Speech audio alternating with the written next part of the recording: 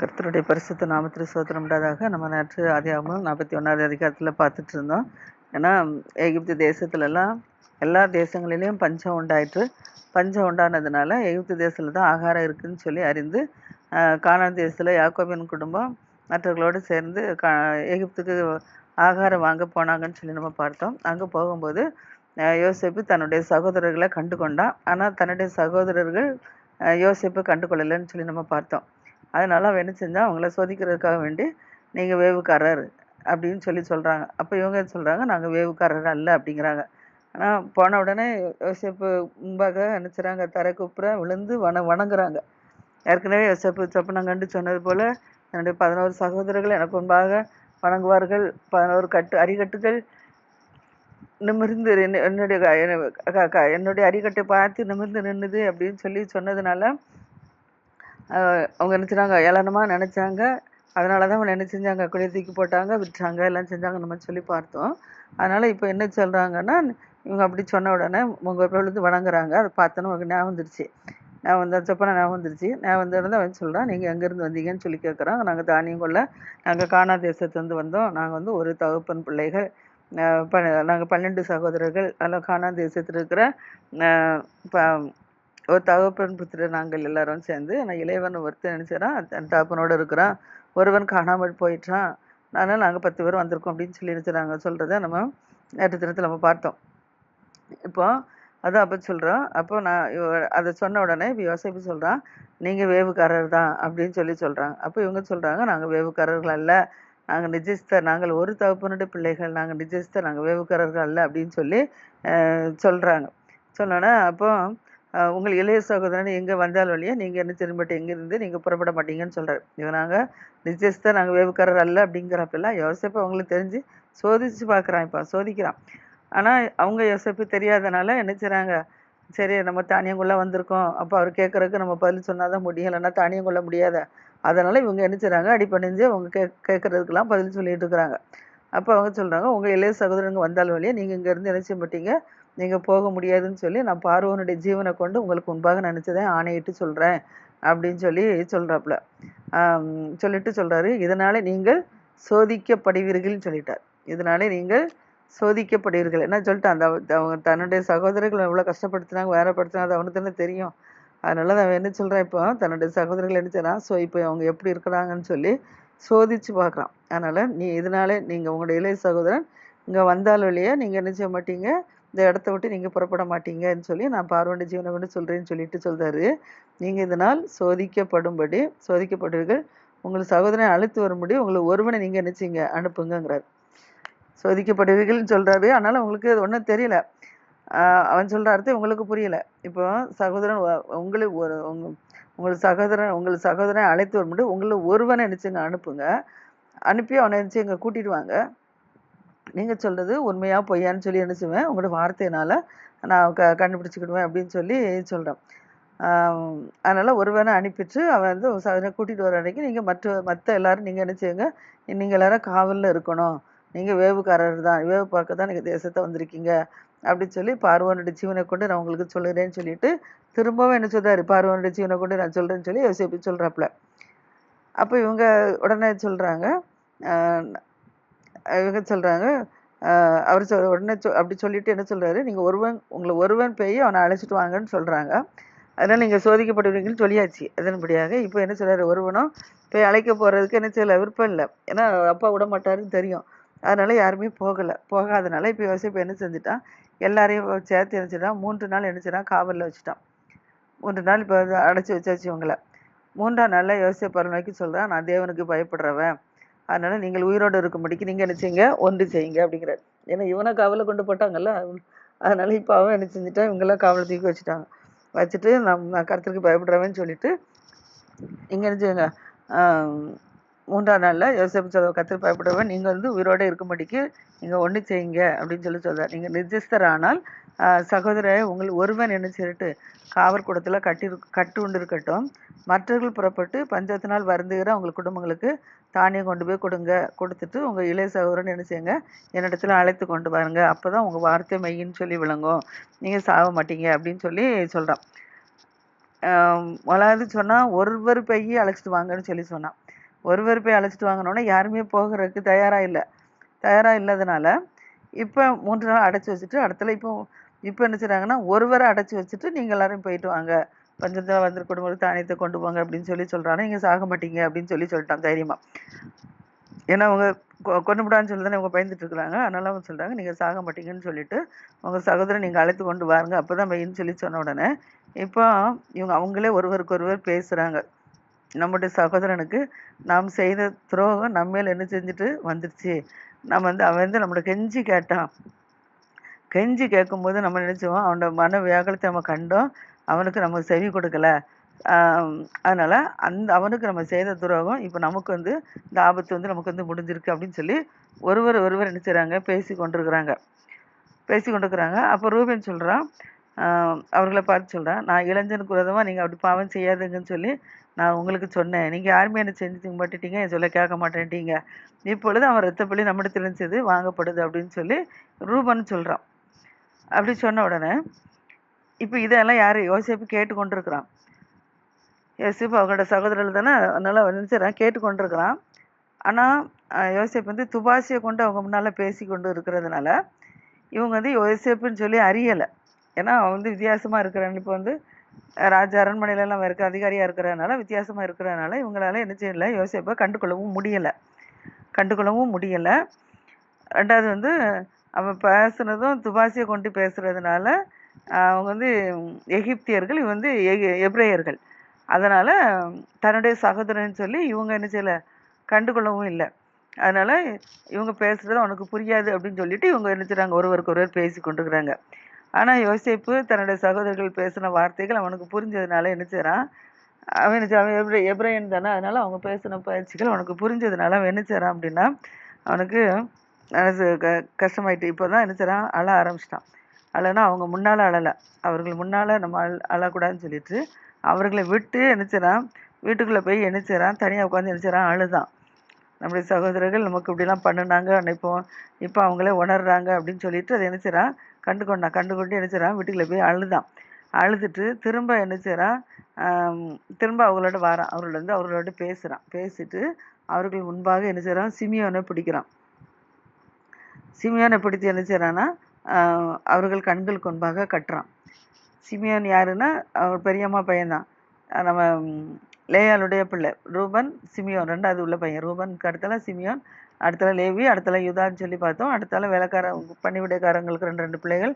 அடுத்தது தான் ராகேலுடைய பிள்ளைகள் தான் யோசேப்பு பென்யமின் சொல்லி பார்த்தோம். இப்போ இந்த யோசேப்பு தன்னோட பெரியம்மா பையன் யார் சிமியோனை எடுக்கிறான். தன்னோட தகப்பனுக்கு பிறந்த சிமியோனை என்ன செய்கிறான், ரெண்டாவது சகோதரன் பிடிச்சி அவங்க கண்களுக்கு முன்பாக கட்டி வச்சுட்டு மற்றவர்கள் சாக்குகளை என்ன செய்கிறான், தானியத்தினால் நிரப்பவும் அவர்கள் கொண்டு வந்த ஏற்கனவே முதலாவது கொண்டு போன தானியத்தையும் அவரோட சாக்கில் போட்டிருந்த திரும்ப கொண்டு வந்திருக்கிறாங்க. அதனால் அவங்க கொண்டு வந்த சாக்கின் வாயில் அவங்க கொண்டு வந்த பணத்தை என்ன செய்யுங்க, நீங்கள் போட்டுட்டு அடுத்தபடியாக என்ன செய்யுங்க, நீங்கள் அவங்களுக்கு வேண்டிய வழிக்கு வேண்டிய ஆகாரத்தையும் என்ன செய்யுங்க, கொடுங்க. அவங்க கொண்டு வந்த பணத்தையும் அவங்க சாக்கில் போட்டுருங்க, அவங்க வழிக்கு வேண்டிய ஆகாரத்தையும் அவங்களுக்கு என்ன செய்யுங்க, கொடுத்துட்டு அவங்க கொண்டு போக வேண்டிய ஆகாரத்தையும் என்ன செய்யுங்க, தானியத்தையும் தங்கள் கழுதையின் மேலே என்ன செய்யுங்க, ஏற்றிக்கொண்டு நீங்கள் புறப்பட்டு போங்க அப்படின்னு சொல்லி அனுப்பிவிடுங்க அப்படின்னு சொல்லி சொல்கிறாப்புல. ஆனால் தங்குற இடத்துல இங்கே ஒருவர் என்ன செய்யுங்க, சண்டை போடாதபடிக்கு நீங்கள் போங்கன்னு சொல்லி அனுப்பிவிட்டுருக்காப்புல. இப்போ இவங்க என்ன செய்கிறாங்க, இப்போ சிமியோனை கட்டியாச்சு, இப்போ யோசிப்பும் இல்லை சிமியோனும் இல்லை. இப்போ அப்பா அம்மானால போய் நிற்கணும். இவங்க என்ன செய்கிறாங்க, பயந்து கொண்டு என்ன செய்கிறாங்க, போகிற வழியில் கழுதைக்கு என்ன செய்யணும், தீவனம் போடணும். ஏன்னா இப்போ அங்கே கழுதைக்கு தீவனம் போட்டு கொண்டு வந்தாச்சு, இப்போ போகிற வழியில் அதுக்கு தீவனம் போடணும். இவங்களும் சாப்பிடறதுக்கு தின்பண்டங்கள் கொண்டு வந்திருக்காங்க, சாப்பிடுவாங்க. அப்போ கழுதைக்கும் போட்டால் தானே கழுதை வந்து பொதிய சுமக்கும். அதனால என்ன செய்கிறாங்க, கழுதைக்கு ஆகாரத்தை போடணும் அப்படின்னு சொல்லிட்டு அவங்க கொண்டு வந்து சாக்கு என்ன செய்கிறாங்க, திறந்து கழுதைக்கு இதை எடுக்கும்போது தான் தங்கள் அந்த சாக்கில் இவங்க கொண்டு வந்து போட்ட இவங்க கொண்டு போன பணம் அதில் இருக்கிறத என்ன செய்கிறாங்க, கண்டுபிடிக்கிறாங்க. இப்போ ஒருவருடைய கழுதை தான் சாக்கை தான் அவுத்துருக்குறாங்க, எல்லா சாக்கையும் அவுக்கலை. அந்த அவுக்கும் போது இவங்க கொண்டு வந்த பணம் இருக்கிறத பார்த்த உடனே இப்போ அவங்க என்ன செய்ய, தங்களை சகோதரியை பார்த்து சொல்கிறாங்க, நம்ம பணம் திரும்ப வந்திருக்கு, அதனால் அது நம்ம கொண்டு போன பணம் ஏன் சாக்கில் இருக்குது அப்படின்னு சொல்கிறேன். ஏன்னா ஒருத்தன் சாக்கு தானே திறந்துருக்கான், திறக்கும் போது நம்ம கொண்டு போன பணம் என் சாக்கில் இருக்குது அப்படின்னு சொல்கிறான். அதுக்கு அவருடைய இருதயம் என்ன செய்து? சோர்ந்து போய் அவர்கள் ஒரு பயந்து ஒருவர் பார்த்து சொல்கிறாங்க, தேவன் நமக்கு இப்படி செய்தது என்ன? ஏன் நமக்கு இப்படி நடந்துச்சு அப்படின்னு சொல்லி என்ன செய்கிறாங்க? ஒருவர் பேசி கொண்டிருக்கிறாங்க. இப்போ அவர்கள் என்ன செய்கிறாங்க? கானான் தேசத்தில் உள்ள தங்கள் தகப்பனாகிய யாக்கோபு இடத்துக்கு வந்துட்டாங்க. வந்து நடந்த சம்பவத்தெல்லாம் சொல்கிறாங்க. இப்படி நாங்கள் போனோம், அவங்க எப்படி நீங்கள் இப்படி நிஜஸ்தர் அப்படி இப்படிலாம் எங்களுக்கு சொன்னார், இந்த வேவுக்காரன்னு சொன்னாங்க, நாங்கள் நிஜஸ்தர்ன்னு சொன்னோம். இப்போ என்ன செய்கிறாங்கன்னா, இப்படி நீங்கள் உங்கள் கூட பிறந்த சகோதரன், நீங்கள் இன்னொரு சகோதரன் உண்டுன்னு சொல்லலாம், இளைவனை நீங்கள் அழைச்சிட்டு வாங்கன்னு சொல்லிட்டு இப்போ சிமியனை பிடிச்சி கட்டி வச்சுட்டாங்க அப்படின்னு சொல்லி தன்னுடைய தகப்பனிடத்துல போய் என்ன செய்கிறாங்க? நடந்த சம்பவங்கள் எல்லாம் அவனுக்கு அறிவிக்கிறாங்க. அந்த தேசத்து அதிபதியானவர் எங்களை இப்படி நீங்கள் வேவு பார்க்க வந்துடுவங்கன்னு சொல்லி எங்களை கடினமாக எங்களை பேசிட்டான் அப்படின்னு சொல்கிறாங்க. ஆனால் நாங்களும் சொன்னோம், நாங்கள் நிஜஸ்தர், நாங்கள் வேவுக்காரர் அல்லன்னு சொன்னோம். நாங்கள் வந்து 12 சகோதரர்கள், ஒரு தகப்பனுடைய பிள்ளைகள், ஒருவர் நினச்சினா காணாமல் போயிட்டா, இளையவன் இப்பொழுது என்னோட தகப்பனோட நினச்சினா இருக்கிறான்னு சொல்லி நாங்கள் சொன்னோம். அப்போ அந்த அதிபதி வந்து என்ன சொன்னான்னா, நீங்கள் வந்து நிஜஸ்தர் என்பதை நாங்கள் அறியும்படிக்கு நீங்கள் என்ன சொன்னோன்னா, உங்களை இளைய சகோதரன் நினைச்சார் அவங்க தகப்பனிடத்துல கானான் தேசத்தில் இருக்கிறவனை நீங்கள் எங்கள் இடத்துல நினச்சி நீங்கள் அழைச்சி கொண்டு வாருங்க அப்படின்னு சொல்லிட்டு பஞ்சத்தினால் வருகிற உங்கள் தகப்பனுக்கு எனக்கு தானியம் கொண்டு போய் கொடுங்க அப்படின்னு சொல்லி எங்களை அனுப்பிவிட்டுருக்குறாரு. அப்போ நாங்கள் சொன்னோம், எங்களை சரி அழைத்து கொண்டு வாருங்கன்னு சொல்லியிருக்காப்புல, நாங்கள் வேவுக்காரரில் நிச்சயஸ்தர் என்ன சொல்லி நாங்கள் சொல்கிறோம். அதனால் நீங்கள் இளைய சகோதரனை அழைத்து கொண்டு வந்தால் மாத்திரம்தான் நான் நினச்சுவேன், நான் உங்கள் சகோதரனை விடுதலை செய்வேன்னு சொல்கிறாரு. சொல்லி சிமியனை பிடிச்சி நினச்சிடாங்க, கால்கட்டங்களை கட்டி வச்சுருக்காங்க அப்படின்னு சொல்லிட்டு உங்கள் இளைய சகோதரனை இப்படி அழைத்து கொண்டு வந்தால் நீங்கள் இந்த தேசத்தில் என்ன செய்யலாம், நீங்கள் வியாபாரமும் பண்ணலான்னு சொல்கிறாப்புல அப்படின்னு சொல்கிறாங்க. மற்றவங்கெல்லாம் தானியம் வாங்கிட்டு வராங்க, அவங்க அந்நியர்கள். இப்போ இவங்க தன் சொந்த சகோதரனால சும்மா விடுவானா, சொந்த குடும்பத்தை சும்மா விடுவானா கஷ்டப்படுறதுக்கு? அதனால தான் அவன் வந்து ஞானமாக செய்கிறான். ஆனால் இவங்க வந்து அதை புரிஞ்சுக்கிட்ட தெரியல அவங்களுக்கு.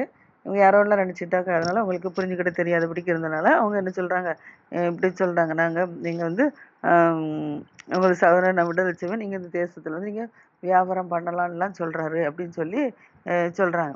அப்படி சொல்லிட்டு இப்போ என்ன செய்கிறாங்கன்னா, தாங்கள் கொண்டு வந்த சாக்குகளை அப்படியே என்ன செய்கிறாங்க, கீழே தட்டுறாங்க.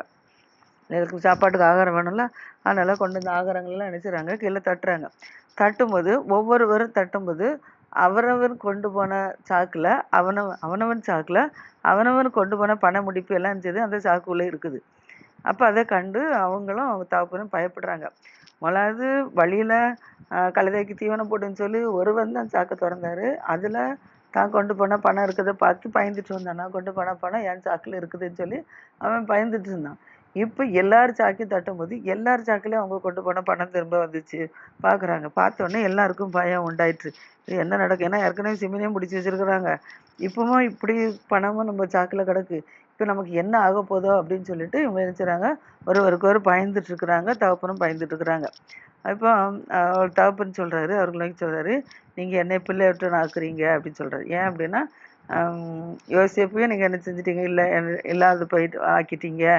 யோசேப்பு என்கிட்ட இல்லை, இப்போ சிமியோனே என்கிட்ட இல்லை, அடுத்தால பெனியமனையும் கொண்டு போக பார்க்குறீங்க, இதெல்லாம் நீங்கள் எனக்கு விரோதமாக நேரிட்ட தீங்கு அப்படின்னு சொல்லி யாக்கோபு சொல்கிறாரு.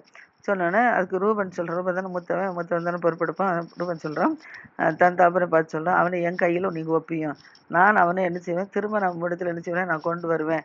அவனை நான் கொண்டு வராவிட்டால் என்னுடைய 2 குமாரரை நீ என்ன செய்யும், கொண்டு போடும் அப்படின்னு சொல்லி ரூபன் தன்னுடைய அப்பாட்ட என்ன செய்கிறான்னு சொல்கிறான். தினமும் என்கிட்ட அனுப்புங்க, நான் கொண்டு போயிட்டு நான் பத்திரமா கொண்டு வரேன். அப்படியே நான் கொண்டு வரலைன்னா என்னுடைய குமார்களும் இங்கே கொண்டுக்காங்க அப்படின்னு சொல்லி கெஞ்சி கேட்குறான். அப்படி இருந்தாலும் அவர் சொல்கிறார், இல்லை என் மகன், நான் உங்களோட என்ன செய்ய மாட்டேன், நான் அனுப்ப மாட்டேன். ஏன்னா அவன் தமையானே இறந்து போயிட்டான், அதனால் இவன் ஒருத்தர் தான் மீதி இருக்கிறான். இவனே நான் அனுப்பிட்டேன்னா இடையில அவனுக்கு மோசம் நேரிட்டுச்சுன்னா நீங்கள் நினச்சிங்க என் நிறைய மேலே சஞ்சலத்தோட பாதாளத்தில் நீங்கள் இறங்க பண்ணுவீங்க அப்படின்னு சொல்கிறான். ஏன்னா தன்னுடைய பிரியமான மனைவி இறந்து போயிட்டா, அவர்களுக்கு பெற்ற பிள்ளை இல்லாமல் இருந்து கஷ்டப்பட்டு 2 பிள்ளைகள் நினச்சிட்டாங்க, கடைசியில் பிறந்திருக்கு. அதுலேயும் ஒன்று காணாமல் போயிட்டு அடுத்தாலையும் ஒன்று கொண்டு போனோன்னே நினச்சிடான், பயந்து விட மாட்டேக்கான். என் மனைவிக்கு பதிலாக அடுத்த விருப்பம்லாம் இவன் தான் எனக்கு இருக்கான், அதனால் நான் என்ன செய்ய மாட்டேன், நான் அவனை விட மாட்டேன் அப்படின்னு சொல்கிறார். இது 42வது அதிகாரம் முடிஞ்சு அடுத்த 43வது அதிகாரத்தில் இப்போ வந்துன்னா தேசத்தில் இப்போ பஞ்சம் அதிகமாயிடுச்சு. 7 வருஷம் பஞ்சம்னு சொன்னால இப்போ பஞ்சத்தில் தான் தானியம் கொள்ள போனாங்க. தானியம் கொள்ளிட்டு வந்திருக்காங்க. இப்போ அவங்க கொண்டு வந்த தானியம் என்ன செஞ்சுட்டு காலியாயிடுச்சு. இப்போ பஞ்சம் தேசத்தில் நினச்சது மிகவும் கொடிதாக இருக்குது, ரொம்ப கொடிதாக இருக்குது. அதனால் இப்போ எகிப்துலேருந்து அவர் கொண்டு வந்து தானியம் செலவழிஞ்சதுனால இப்போ தகப்பன் அவர்கள் நோக்கி சொல்கிறாரு, நீங்கள் திரும்ப போய் நமக்கு கொஞ்சம் தானியம் வாங்கிட்டு வாங்க எகிப்தில் போய் அப்படின்னு சொல்கிறாரு. அப்போ அப்படி சொன்ன உடனே யூதா சொல்கிறாரு, உங்கள் சகோதரன் எங்களோட வராவிட்டால் நீங்கள் என் முகத்தை காண்பதில்லைன்னு சொல்லி அந்த மனிதன் எங்களுக்கு சத்தியமாய் சொன்னான் அப்படின்னு சொல்கிறார்.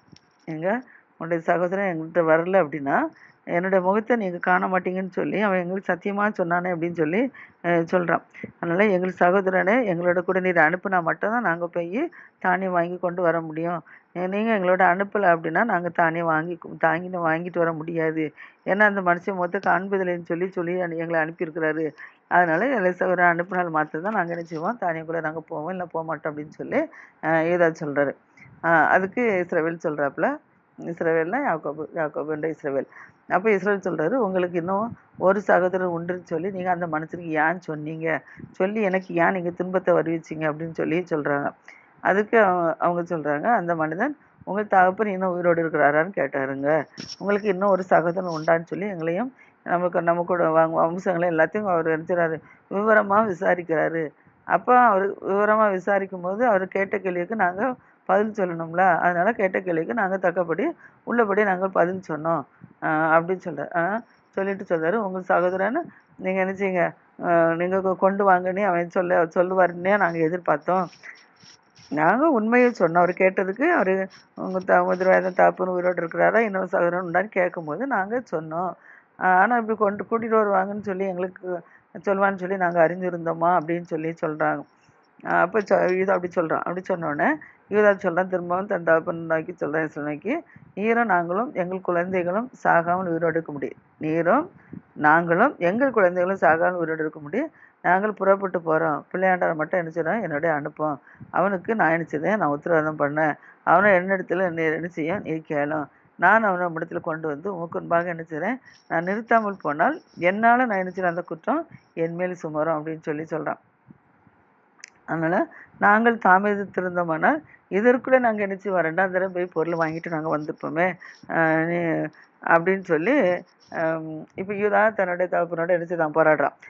அதற்கு தகப்பனாக இஸ்ரவேல் சொல்கிறான், அப்படியானால் நீங்கள் ஒன்று செய்யுங்கட்டா. இப்போ வழி இல்லை, ஆகாரம் இல்லை, வழி இல்லை. அதனால் இப்போ என்ன செய்கிறான், சரி நீங்கள் ஒன்று செய்யுங்க, இந்த தேசத்தில் உள்ள உச்சிதமான வஸ்துகளில் கொஞ்சம் பிசின் தைலம், கொஞ்சம் தேன், கந்தவர்க்கம், வெள்ளைப்பழம், திரபத்தி கொட்டை, வாதுமை கொட்டை இதெல்லாம் உங்களை சாக்கில் போட்டு அந்த மனிதனுக்கு நீங்கள் என்ன செய்யுங்க, காணிக்கையாக கொண்டு கொடுங்கங்கிறார். முதல்ல விட மாட்டேன்னு சொன்னவர் இப்போ வழி இல்லைல்ல, பிள்ளைகளெல்லாம் வறுமையிலெல்லாம் கிடக்குறாங்க பஞ்சத்தில். அதனால் என்ன செஞ்சுட்டாரு, சரி ஒன்று செய்யுங்கன்னு சொல்லி இந்த தேசத்தில் உள்ள உச்சிதமான அது நம்ம யாருமே அப்படி அன்பாக கொடுக்கணும்னு நினைப்போம்ல, அதே போல் தான் அவர் சொன்னார், நீங்கள் வந்து நம்முடைய தேசத்தில் உள்ள வசதிகள் கொஞ்சம் பிசிந்தையெல்லாம், கொஞ்சம் தேன், கந்தவர்க்கம், வெள்ளைப்பழம், திரபந்து கொண்டை, வாதுமை கொட்டை இதெல்லாம் என்ன ஆக்கில் போட்டு நீங்கள் அந்த மனிதனுக்கு காணிக்கையாக கொண்டு போய் கொடுங்க அப்படிங்கிறார். பணத்தை ரெட்டிப்பாக உங்கள் கைகளில் நீங்கள் என்ன செய்யுங்க கொண்டு போங்கங்கிறார். பணத்தை ரெட்டிப்பாக உங்கள் கைகளில் கொண்டு போங்க. சாக்குகளின் வாயில் திரும்ப அந்த கொண்டு வந்த பணத்தையும் நீங்கள் என்ன செய்யுங்க கொண்டு போங்க அப்படின்னு சொல்லி சொல்கிறேன். ஏன்னா அது வந்து கைப்பிசங்காக வந்திருக்கும். அதனால் நீங்கள் என்ன செய்யுங்க, அந்த நீங்கள் கொண்டு வந்த பணத்தையும் கொண்டு போங்க, இந்த காணிக்கையும் வாங்குறதுக்கு தானியம் வாங்குறதுக்குள்ள பணத்தையும் கொண்டு போங்க, அடுத்தால இங்கே உள்ள தேசத்தில் உள்ள பொருட்களையும் கொண்டு போங்க அப்படின்னு சொல்லி சொல்கிறாப்புல. அப்படி சொன்ன உடனே அவங்களோட சகோதரன் என்ன செய்யுங்க, நீங்கள் கூட்டி கொண்டு போங்க அப்படின்னு சொல்கிறான். சகோதரனையும் கூட்டி கொண்டு போங்க அப்படின்னு சொன்ன உடனே இப்போ அந்த எல்லாரும் என்ன செய்கிறாங்க, அவங்க அப்பா சொன்னபடி அந்த தேசத்தில் உள்ள உச்சமான பொருட்களும் மற்ற ரெட்டிப்பான காணிக்கைகளையும் எடுத்துக்கிட்டு தன்னுடைய சகோதரன் பெண்ணிமனையும் அழைத்து கொண்டு என்ன செய்கிறாங்க, இப்போ அவங்க கிளம்பி போகிறாங்க. அப்போ இஸ்ரவேல் சொல்கிறாரு, நீங்கள் என்ன செய்யுங்க, இவனை நீங்கள் நினைச்சேங்க அனுப்பிவிடும். அவனுக்கு வந்து சர்வ வலிமையுள்ள தேவன் அவன் சமூகத்தில் அவனுக்கு இறக்கம் செய்ய கட்டளிடுவாராக.